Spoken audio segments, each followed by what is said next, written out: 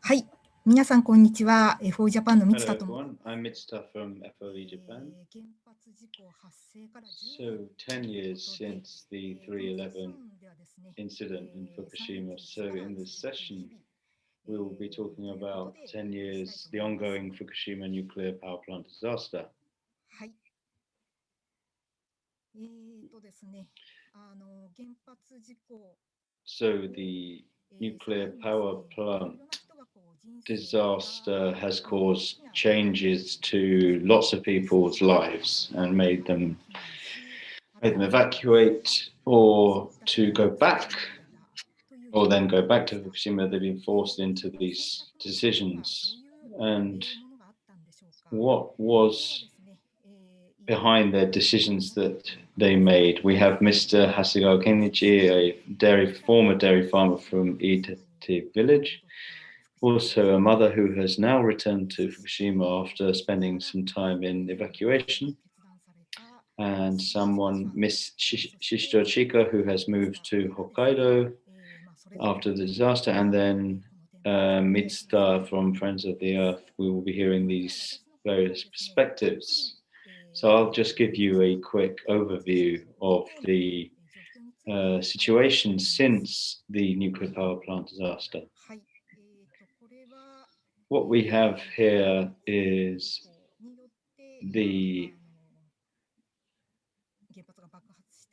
there was an explosion at the power plant and radioactive material were released, much like this graphic.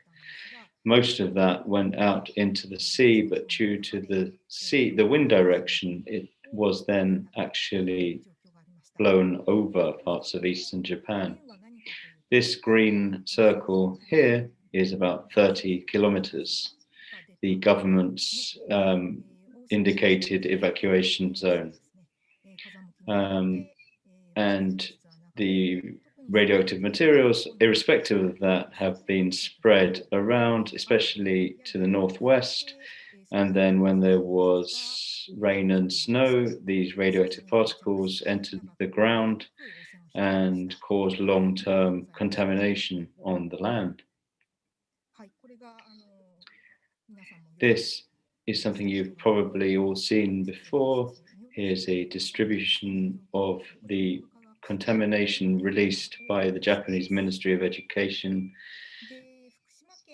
Here is Fukushima Prefecture.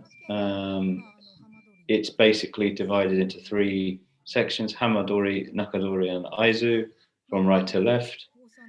And we can have a look, we can overlay a map to show the contamination. You've got Fukushima city here.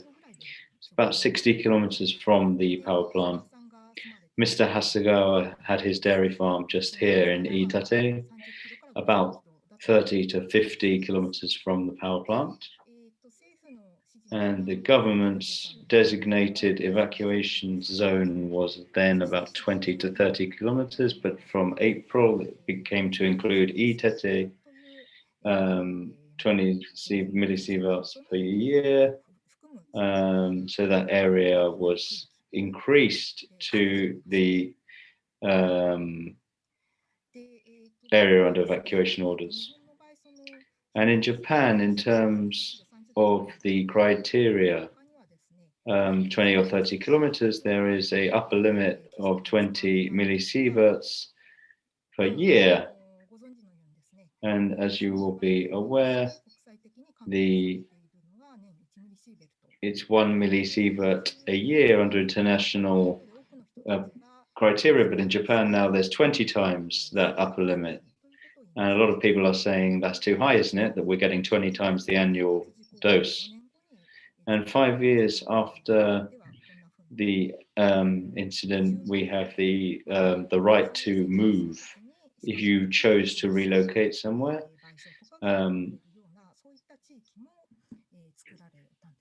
you would have the right to move if you had this was, after Ukraine and Belarus and Russia after Chernobyl. We can see these criteria for how much many sieverts you're allowed to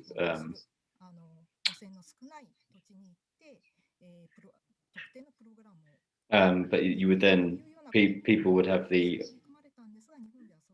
Japan never had these criteria to relocate people to areas with lower radiation as they did in Ukraine and Belarus. That was lacking in Japan. And then in 2011, a lot of things happened, but people who went outside the government indicated evacuation areas were not able to receive compensation. And a lot of people took issue with this. And this is outside the Ministry of Education in Tokyo. People saying, please compensate evacuees. And citizens were up in arms about the government. This is 2014 here. The government kept redelineating the evacuation zones. There was no consultation with the residents at all, and a lot of people, 2014, were very angry and started a lawsuit against the government for their handling of residents. And this is some voices of evacuees from outside government designated evacuation zones.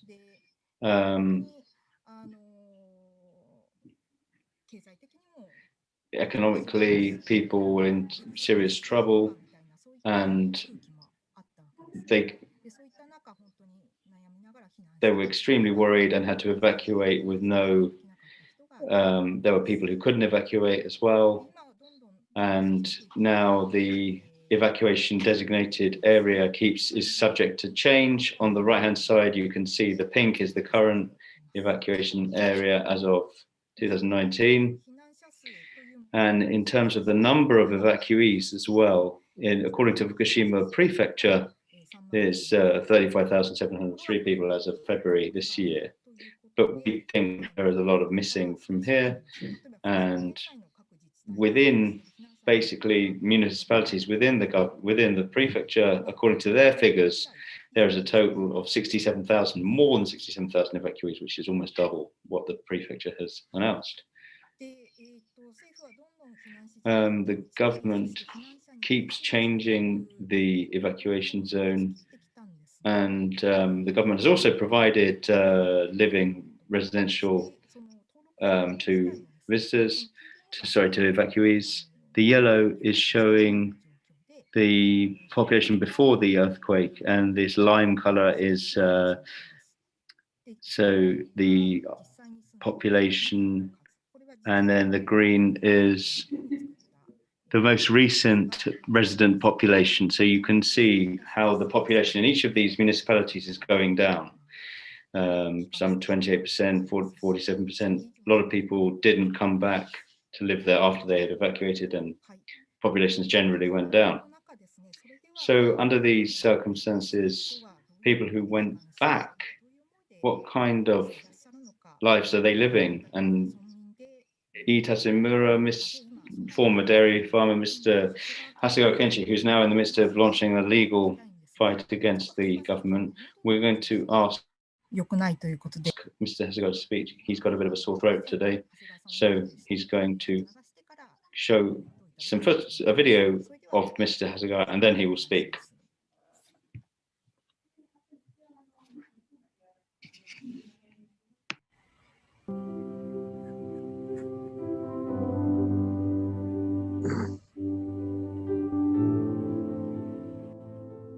今も除染土の仮置き場が目立つ飯舘村の前田地区。東京電力福島第一原発からはおよそ43キロのところです。事故当時、区長を務めていた長谷川健一さんを福島県三春町に住む武藤瑠衣子さんと訪ねました。現在、飯舘村に帰還した長谷川さんは、蕎麦の栽培など農業の復興に携わっています。復興五輪と呼ばれるオリンピックについて長谷川さんの思いを聞きました。今度オリンピックに対して我々は邪魔なわけだから、今度結局我々みたいな放射の被災地っていうのは邪魔だからな。だから日本では早くこのなくしたい、忘れさせたいっていうそういう考えで今ずっと進んでるのね。まず国のお金によって箱物がどんどんできるわけだ。それが全国放送でずっと放送されるわけだ。そうするともうどんどん進んでんだなっていう、そういう思いに国はしようとしてるわけな。どんどん6号線国道高校生に掃除はさせるわ、挙句の果ては聖火ランナーって何考えてんだって俺は思うな。そうだね。結構桂も中学生走るって言ってたしね。飯舘も中学生なんでしょ。中学生走らせて、で今道路の両サイドが何百万ベクレルってやっぱり途上汚染がなってるわけだべした。実際、飯舘村の主要道路である県道12号線沿いで1平米あたり214万ベクレルの放射性シシウムが観測されました。俺は俺の孫たちは戻らなくていいと俺ははっきり言ってるから、ね、で子供たちも戻るつもりはないって言ってるしね。飯舘村に居住している人の数は1408人、村の人口のおよそ 26% です。しかし、長谷川さんは数字だけが一人歩きしていると言います。その数字だけが一人歩きするわけだ。ね、現実は違うのよ。戻ったように申請をして、コンタクトはもう福島。飯舘のうちはセカンドハウス。飯舘に来て一日過ごしたりしてね。夜はあっち行くんだから。そういう家庭が非常に多い。あとはその引き込み。若い人たち全部タダだよ。もう給食費も授業料も何もかかねえんだよ。制服も全部タダだよってやってるわけだから。多少のリスクがあっても飯舘に来て、そして子供を預けて、自分たちは仕事に行っちゃう。前田地区には56軒のうち23軒が帰還しています。ところがまた出て行ってしまうケースがあるといいます。戻っては来た。ところがやっぱ体を悪くしたとかいろいろ動けなくなったとかでまだ行く。今度は子供たちのもとに行くと。結局はまた人口は減ってくる、ね。そういうこと。やっぱり若い人がいないということはやっぱり発展はねえわな。ぜひ飯舘村こういう素晴らしい学校教育やってんだからぜひ行ってください。ところが子供たちだからといって飯舘に入ったとしても運動はできないわけだから。やっぱり外には若干は病んでるけども部活とかそういうのは全然できないから。今スイーツ一つバドミントンそれ室内でもできるからあとはない。村にはおよそ23億円の予算をかけてリフォームをしたスポーツ公園があります。あれは飯舘の子どもたちはあまり使ってない。よそのサッカーチームとかそういう人たちがあとはその辺の試合とかに来て使用料がすごく安いんだ。そういう子どもたちが来て使っている。富岡とかもそうだね。富岡の運動公園、やっぱり道の駅とかもものすごくお金かけて作ったけどその後どうなんですか。赤字続きでそんな前から分かってたことだから毎年3000万ずつ増資。どこが増資する村が赤字の補填っていうとみんなに何やってんだって言われるから増資にもかかわらずまだ後ろにちっちゃな公園だとか作ろうと今作っているかな。そこに3000万のブロンズのベンチを置くんだとかってそういうのわけわかんねえことだいたい議員だって10人いるうち1人だか2人くらいしか戻ってないんだから。あとはみんな外だから外にいてこれからの飯舘村をどうしようだって考えっかっていうの。全てのものをやっぱり原発は奪ったな。もう全てのもの。だって俺らだって今山にも入れないわけです。子供たちがいてよ。で子供たちで一緒にまあ孫たちと山にでも行ってな、そんで山のものを取ったりよ、いろいろ教えたり、それがやって当たり前だったのよ。そんなこと何にもできないわけだから。だって子供たちいねえわけだからな。もうだとしてもね、そんな山に入れるない。そう生産祭とか何の食えねえしな。だから今だってルイ子さんあたりもの裏の裏あたりで多分言われてると思う。まだこんなことやってんのかって。俺だって言われたんだから。まだこんなことやってんのか。というのはみんな忘れてんだよ。もう福島は復興したと思ってんだよ。忘れたいっていうね思いもあったしね。そう。だからまあオリンピックで邪魔なんだから我々は。被害者っていうのは被災者は。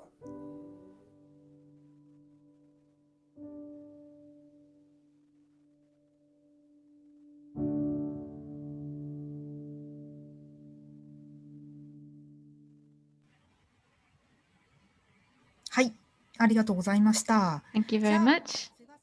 Okay, Mr. Hasegawa, could you tell us a bit about what it's like recently? Yes, hello everybody. First of all, sorry, my voice is a bit strange. This might be my last chance to talk. I'm not sure what's caused it, but 10 years after the nuclear accident, it's been exactly 10 years since, and yesterday the doctor told me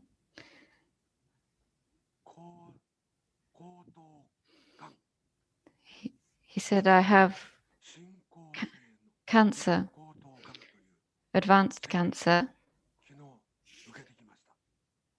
That's what he told me. So maybe you're not going to be able to hear me speak anymore.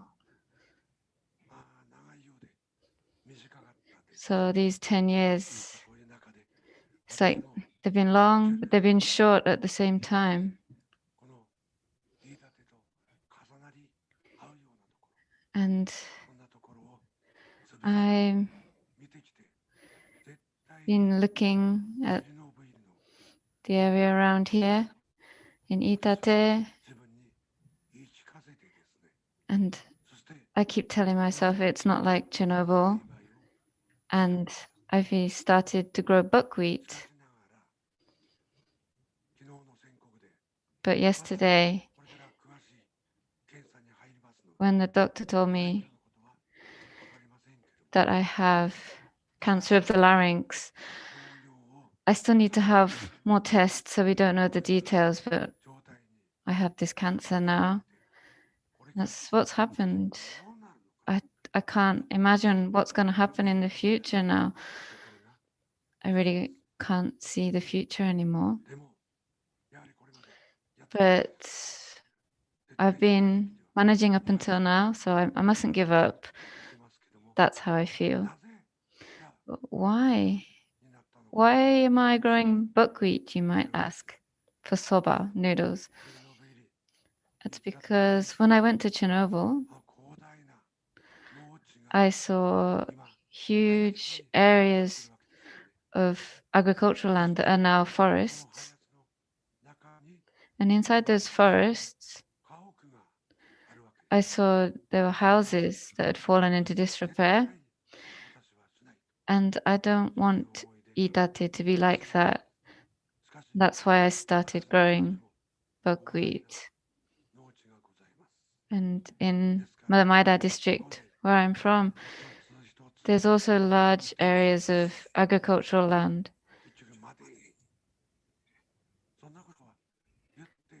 And so I can't give up.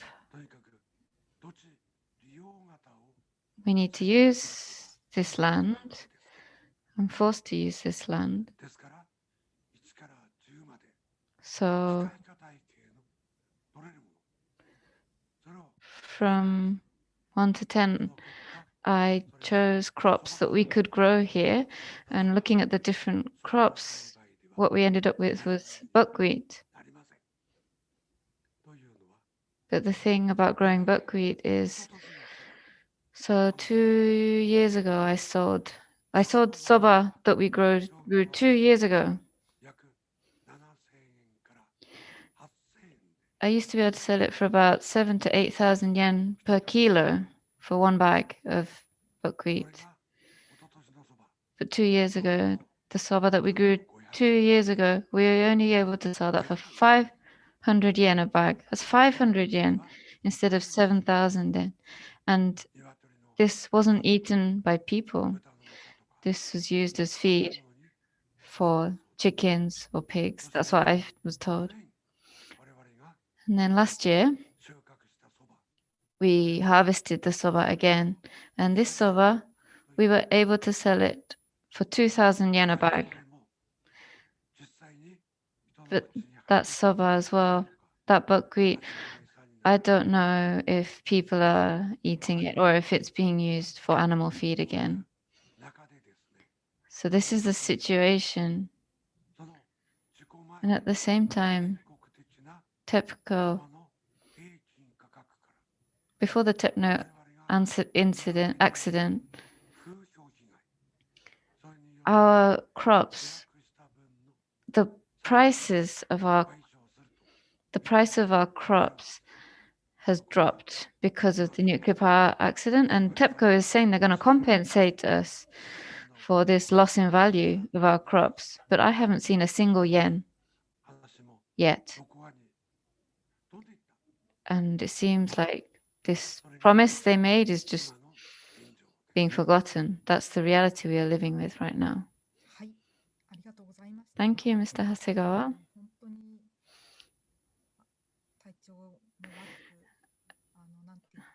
I know I really don't know what to say when I hear that you are unwell. And even despite that, thank you so much for coming today and sharing your story. And it's really important for us to be able to hear your point of view, and it's very important to us. Okay, so next, we are going to hear from a mother who is now living in Fukushima. She evacuated initially and then returned. And because of privacy issues, we're not showing her face or name. We're calling her Mrs. Watanabe. That's not her real name. Okay, Mrs. Watanabe. Hello, everybody. I am a mother of two living in Fukushima City. Today marks 10 years since the Great East Japan earthquake and disaster. Today is a day of deep reflection for me. As I quietly remember what happened today, it's almost as if I'm leafing through the pages of an album. And then I experience a strange sensation of the passing of time, and it feels like it all happened just yesterday and a long time ago in the past at the same time. Even so, I had started to almost forget the fear that I felt that day, but that fear was brought back by the strong earthquake we felt the other day. I wonder if that earthquake was warning us of something. Today, I would like to talk about how me and my family have spent the last 10 years. And as a mother, I would also like to tell you what Fukushima is like now, 10 years on from the disaster. At the time of the disaster, my daughter was 2 years old, and I was 8 months pregnant with my son. This spring, my daughter will start secondary school. My son will join the 4th grade at primary school. They are very healthy and enjoying life at the moment. For the past 10 years, above everything else, I have been praying for the health of my children.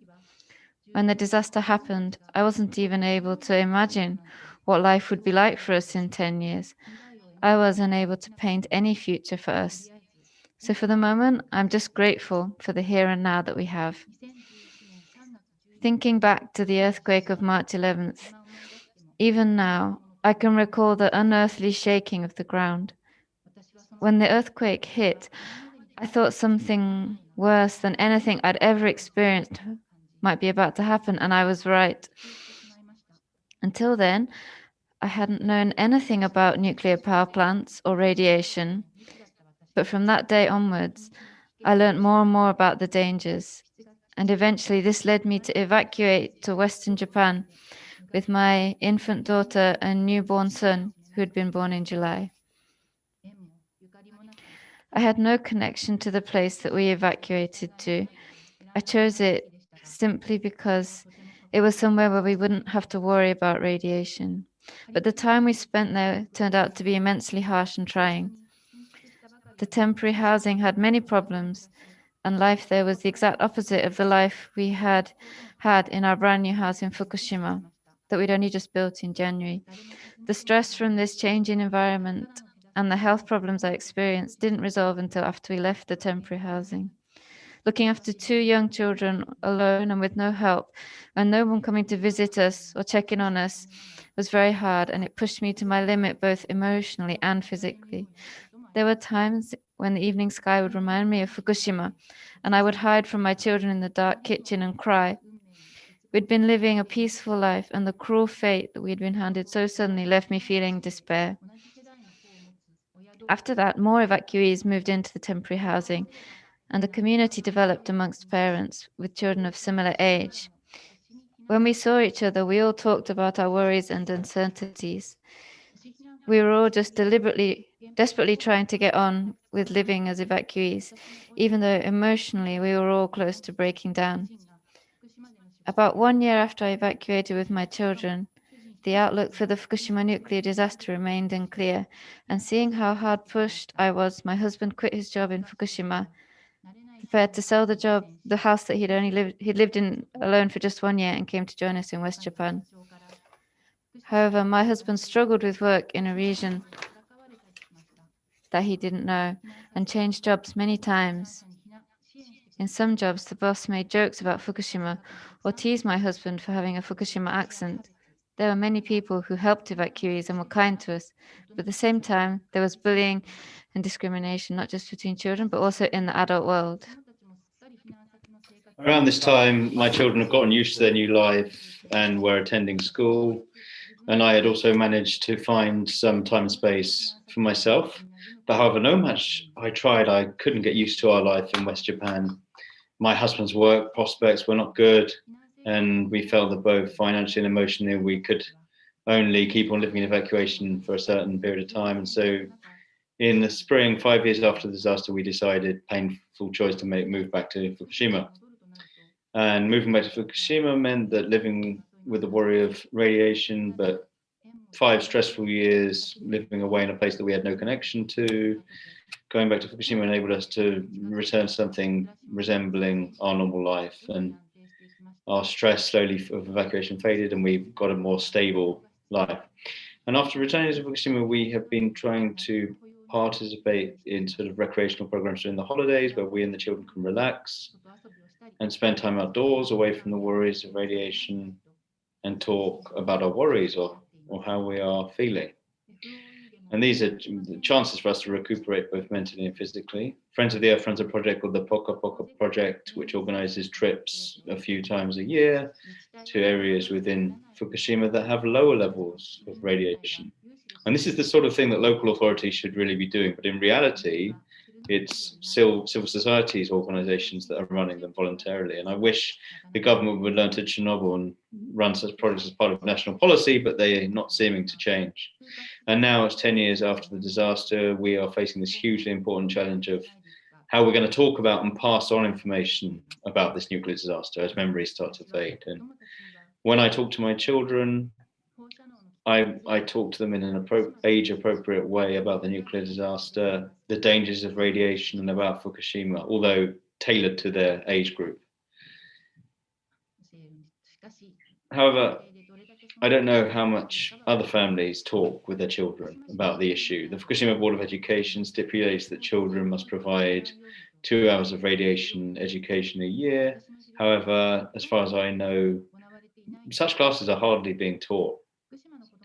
And when children from Fukushima leave school and enter society, they're not going to be able to explain what happened to them. And that will be rubbing salt in the wound for them.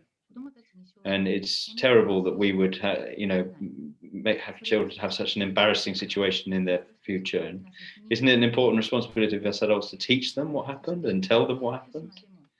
And now, even in Fukushima, I can feel that the memory of nuclear disaster is starting to fade, and people no longer mention the word radiation. But at the same time, you look around and there are big mounds of bags, big bulk bags piled up high.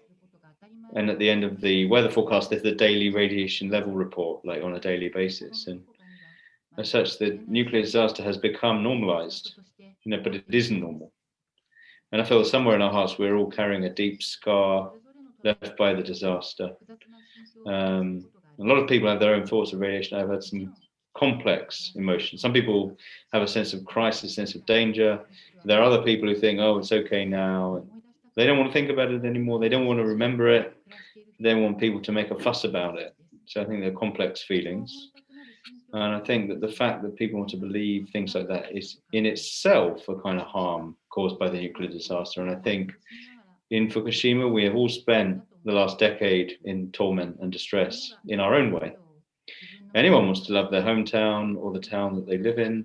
They want lots of people to come and visit, and they want people to say, oh, you live in such a nice place. But now our home is always going to be associated with radiation. It's as if we are renouncing our own town. And for 10 years, we have been living with this never-ending question that has no answer at all. And at the same time, you could say that it has only been 10 years. And having experienced myself as an evacuee and having made the decision to return to Fukushima, I'd like people to know that both decisions are more painful than you would ever imagine, and not decisions that people should ever have to make. There are still people who are yearning for Fukushima, but are scattered all over Japan, living as evacuees. There are people who just have made the decision to stay in Fukushima and have been living there the whole time. And there are those who have evacuated, but later returned. They've made different choices, but they are all victims alike of the earthquake and nuclear disaster. People should not be divided, and there shouldn't be any discrimination. It's been 1 year since COVID-19 took away the life that we took for granted, and now we're being asked to live with many restrictions in our life as part of this new normal. And with this in Fukushima, we are having flashbacks to how we felt after the disaster. From having to wear masks to being afraid of something that we can't see, and people facing discrimination. Everyone says, oh, it was like this back then too, or this is how I felt back then. But for me, as someone who has experienced the disaster and the discrimination, because I have felt that pain, I want to live as someone who is kind to others as I have been hurt. And I really want Fukushima to be such a place too. Nothing is as pointless and low as division and discrimination. For tens or even hundreds of years to come, Fukushima will continue to face the problem of radiation contamination and will not be able to return to the beautiful, clean, kind and tranquil place that it was before. How can such an irrational and nightmarish thing be true? All I can say is that Fukushima just happened to become the sacrifice made for this country's modern society. Despite this, 10 years have passed. We must continue to live, nevertheless, for the future of our innocent children. We can't always live in despair. Our children are growing up honest and pure, and actually us adults can learn a lot from such children. In response not just to COVID-19, but also the issue of radiation pollution and environmental issues, now is the time, above all, to be kind to other people and for this kindness to extend to nature and the planet. We must have to think about these things very seriously and ask you to continue to hold Fukushima in your thoughts for the next 10 years and to think about the issues faced in Fukushima together with us. That is my wish. Thanks for listening.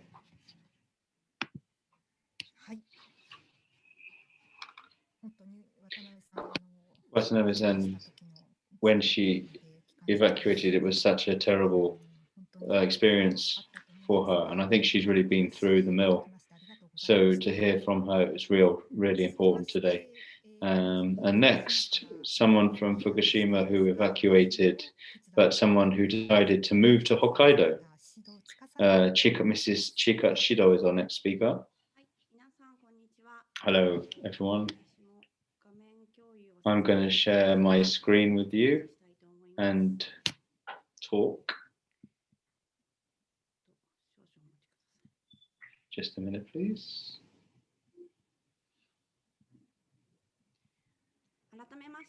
So, once again, I'm Chika Shishido. I'm involved, I'm the joint representative. I have a 7 and 3-year-old children. I work for an organization called, I'm a lifestyle consultant, and I'm the co-representative of the Hokkaido Child Raising Generation Conference. So I'm an activist for women's lifestyles. And yes, I have a 7-year-old and a 3-year-old. So this last decade, I will just look back on it. First of all, 10 years ago, I was 27, and I didn't have any interest in society, problems of society, or nuclear issues or anything like that. I was working as a editor and a radio DJ, and just living a normal, uncomplicated life as a 27-year-old woman. And then what happened to me is what happened 10 years ago, March 11th. I call it March 12th, actually, because that was really when the accident happened at the power plant. I ran to the radio station where I had worked straight away, and looking at the footage of the tsunami coming in, we were broadcasting and we were getting information news about the power plant. And I was thinking, how should we broadcast this news? It was very confusing for us. And where I lived was here, where this Koriyama, where this arrow is pointing. But Koriyama is about 50 kilometers away from the power plant. But I actually measured it with a ruler and said, oh, is this 50 kilometers, and is 50 kilometers away safe or not? No one really knew how to make a call whether it was safe or not. And looking back now, I thought I'll go and have a cigarette outside, but the tobacco tasted of like iron, and I thought, this is something wrong here. And I kind of felt a sense of unease, and there's no correct answers or no correct information, so everyone was confused. Koriyama City, Futaba, people had from municipalities, from places near the power plant, had come over to our city, Koriyama, but there was no evacuation plan or screening. So how we were going to take in these people, the government was just running around trying to, it was a complete chaos, basically. And me, myself, at that time, I didn't know anything about radiation, and I heard the word micro seatbelt for the first time. And the first time I'd never seen the word, so I said micro seatbelt. I'd never, that's how much or how little I knew about radiation. And then I went up to Fukushima, about 50 kilometers north from Koriyama, to my parents' house. And I measured the radiation there in May, and it was, you can see on the machine, 3.169. So it's about 100 times the amount of radiation that I have here now, where I live in Hokkaido. Fukushima has many beautiful mountains, and in Mrs. Watanabe's presentation, I saw such beautiful scenery and made me quite nostalgic. And now I can no longer see that scenery as beautiful, and it makes me very sad. So after the disaster, at the time I was single, I didn't have any children, but I wanted to raise children in a safe place where I didn't have to worry. So I moved to Hokkaido city, about 900 kilometers away from Fukushima. And in Sapporo, in Hokkaido, I started my new life. And thinking back over the last 10 years, it was really difficult for me to rebuild my life. So I was worried, would I be able to get married? Would I be able to get pregnant? Actually, 25 years ago in Chernobyl, I went to visit Chernobyl that experienced the nuclear accident 25 years ago. and I wanted to meet someone who was around the same age as me. And I met this lady in the picture. She's called Anna. She was working at the museum there, and I actually talked to her and said, would I be able to have a child? And she said to me, don't worry, I had a miscarriage, but after that, I did get pregnant and I did have a child. And she kind of gave me courage. And after that, I was able to become pregnant and had some children. So that's the last 10 years for me. And what was really difficult for me was financially. I had to leave my job in Fukushima and starting in a new place where I don't know anybody. It was very challenging for me to rebuild my work. And at first, my monthly income was just 100,000 yen, and we had a small farm to help get food on the table. It was really, really difficult for us. But because I am from Fukushima, I really strongly felt that I would like to bring up my children in nature. And I rented a house in a place where the population is just 1,400 people. And so the place that I chose is Shimamaki.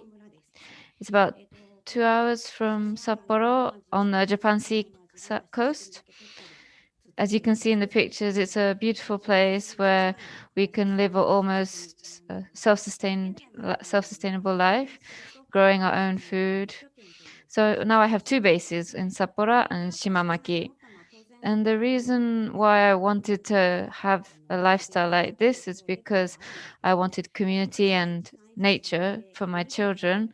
But at the same time, because of the March 11th disaster, it really made me realize that we've been outsourcing our food, energy, and it made me think about how we can get our food ourselves, get our energy ourselves, and then pass on this to the next generation. And last year, what happened? There's a place called Susucho next to Shimamaki, and what happened was this town decided to apply to be a place where the high-level radioactive waste would be disposed of. I was quite surprised. I know that wherever you go in the world, you can never get away from the risks of nuclear industry, but I felt again that it's followed me all the way up to Hokkaido, and I got together with other parents and we set up an organization called the Hokkaido Child Raising Generation Conference. And we tried to have discussions with the authorities, but unfortunately in October, the town that I showed you right next to where we live in Susucho has applied to be a disposal site for nuclear waste. We couldn't stop that. So actually 10 years after the disaster, I'm again having to face problems with the nuclear industry. But I try not to be too negative. We have to remain positive and just think about what we can do.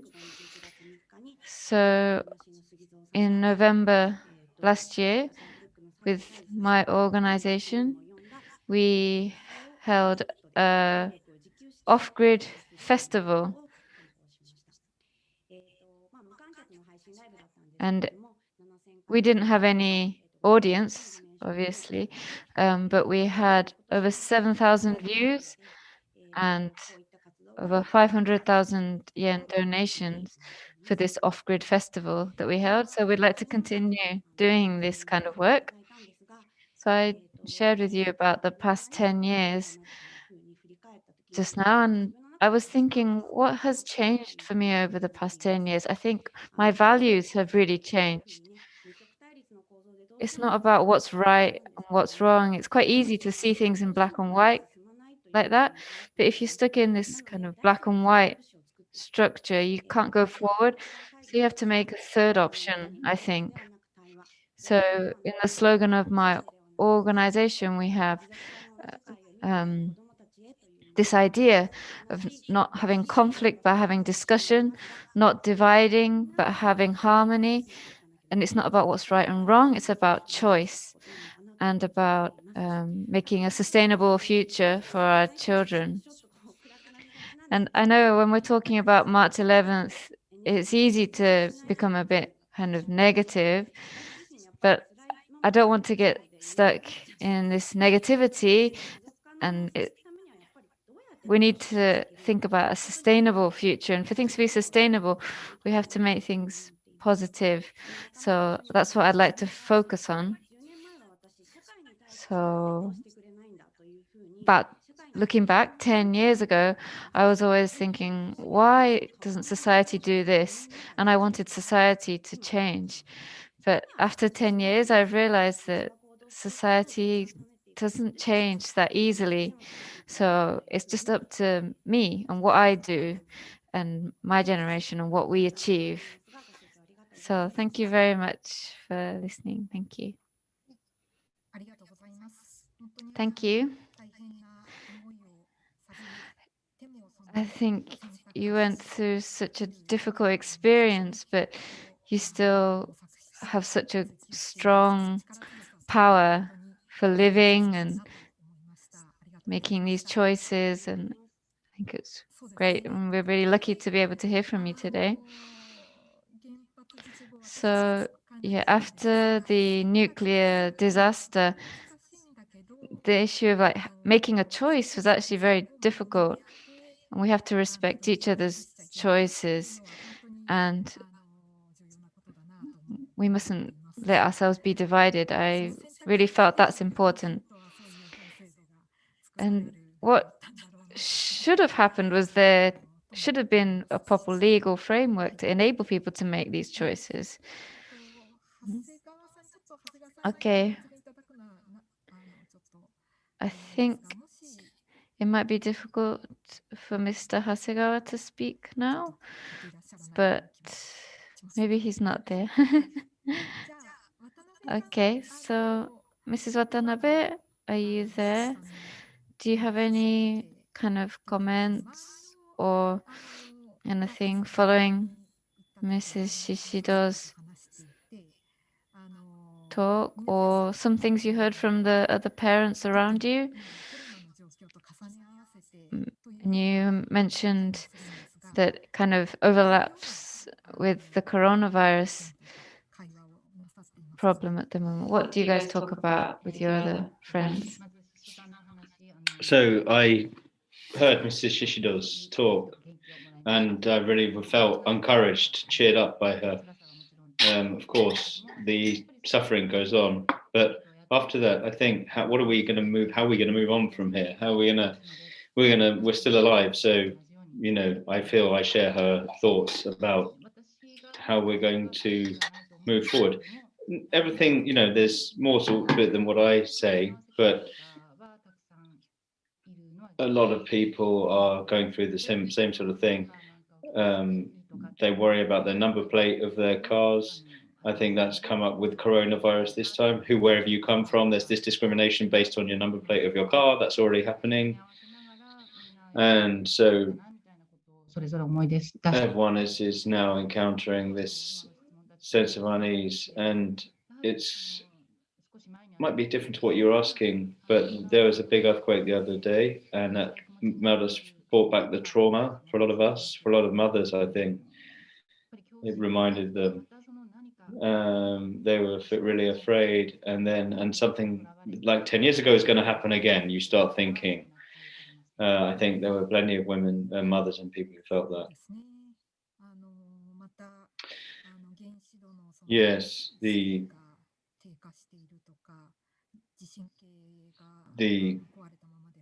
earthquake seismometers have been broken and just left there, and even the even though the state of emergency hasn't finished and the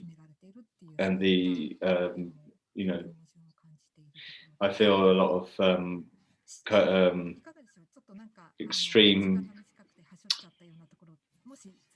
conflict about it. Shishido-san, is there anything you wanted to add? I mean, an interesting example, in Shimamaki village where I live, there's this a new rule that's been passed, and it's first for a municipality, but what it not just nuclear rubbish, but we won't take any money for disposing of nuclear rubbish, nuclear debris and so on. And I would like this movement to develop more. I think 10 minutes now, while we're looking at the nuclear issue, the law hasn't changed in 10 years. If 30 years later, 40 years later, we've still got the same laws that we had 30, 40 years ago. It's like the nuclear power plant accident never happened. So for the next 10 years, we have to start thinking about how to organize our society along different lines. Thank you. Around this, debris from nuclear rubbish and so on. There's sort of 10 trillion yen from the government, and so municipalities could get some assistance to make them take rubbish. They offer them lots of money, a sort of carrot and stick approach. Is there any anger towards the government for trying to get people to take nuclear debris by offering them large amounts of money? But how about where you're from? Is there any such anger? Yes, in Iitate Village and the Michi, the roadside station they built, I think it's the same thing again and again. The structure of our society is based around taking in money and then, enforcing nuclear power plants onto the local areas. It could be nuclear rubbish, nuclear debris, it could be nuclear plants. It's the same, basically, structure each time. The smaller the municipality or village, the smaller the unit. It could be a construction company. They get a very close relationship with local companies, and there's this close relationship which makes it awkward. You can't say no to people. I think this is what's happened in Fukushima as well. The structure, the apparatus is the same everywhere, and I think it's probably the same all over the world. And there are people like their mothers, like me, worried about nuclear all over the world, and nothing has ever changed, I think. Indeed, I think it's hard to talk about it, to talk about nuclear debris, nuclear rubbish. Do you feel it's difficult to talk about it? Yes, I think the more you're connected to it, the bigger your relationship with Fukushima is. It's hard to mention it, but what's this person going to think if I mention it? Do they have connections with the government? You have to be careful about what you say to who, and that means that we are ended up sort of atomized. We're divided. I think we were talking about COVID-19 a minute ago, but COVID-19 is similar structure to the nuclear power plant accident. I believe it's the same structure playing out. Yes, I think the Fukushima #1 power plant accident, it was for electricity to, power Tokyo. It was made in Fukushima. The electricity was taken to Tokyo, and for the sake of that, this terrible situation has happened. What do we do with this nuclear power plant rubbish, the debris? I mean, after the reprocessed nuclear fuel, we take it to the countryside or Hokkaido, we enforce it onto little local rural areas. It's really unforgivable, I think. I can't abide it. Mr. Hasegawa, if you are up to it, would you like to say something? Can you hear? Hello? Yeah, as long as you're feeling okay. 今その飯舘村のその何人ぐらい Iitate Village. 人がしていらっしゃるとか、 How many people are 米 living 価 there の at the 状況 moment, と would you say? なんか今の状況についてちょっとお話しいただけるとありがたいんですが。Could you tell そうで us す a ね。 little bit about how things are at the moment? は約1400人の人たちが生活しています。しかしですね、そ We の are living our life, but 100 1,400 people are living here, but 100 of those, 150 of those した are, 人たちなんです。 have moved here since the earthquake. So 村民、 they're not original people. Most of the original inhabitants are now elderly people. And now we're having this recovery effort. We have Michinoeki, that roadside station, people working there, doing reconstruction work, but they will, the shops, there's a 7-Eleven, there's a shop in Iitate, but it's only one convenience store, one 7-Eleven in the whole of Iitate Village. So the villagers are extremely inconvenienced in their daily lives, and the Fukushima town, the connections with surrounding towns and villages, there's a big hurdle for hospitals. Hard and soft infrastructure are both, you know, hard and soft aspects are both extremely difficult. I really wish that you take the most care of your health. I know it's not perhaps the right thing to say, but we really hope that your health improves soon. Thank you very much. So to finish up with, I would like to give some remarks and then finish up today.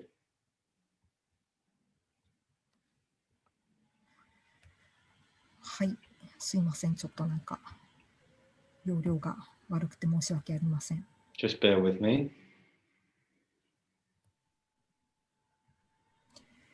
はい、ですね、ちょうど今日。 So today, FOE Japan has issued this 2021 Fukushima of Today and the Future of Energy. We just issued this report. And what you can see here is Tomioka town, in a beautiful cherry blossom scene in Tomioka town. It is a famous place for its cherry blossoms. And before the incident, it was a popular, bustling hive of activity. I think this picture is beautiful, but rather sad at the same time. Maybe you feel the same. But in terms of this report of Energy of Future and Fukushima now, and this also features contributions by Ms. Shishido Chika, who spoke a minute ago, and the nuclear power incident, the reconstruction, the nuclear power policy. These issues have covered in this report. So I would please go to the FOE Japan and check out this report. And also from FOE Japan, there is Mr. Hasegawa Kenichi's video that we just showed you a minute ago. There is this Fukushima, it's sort of disappearing from view. A lot of people need to know more about what's going on in Fukushima. So this 311 Mieruka, it really means like shining a light on 311. So please check that out as well. Thank you very much today, Mr. Hasegawa-san, Ms. Watanabe, Ms. Shido, thank you. And today of all days, it's very prescient that we speak on this day. Thank you for your attendance.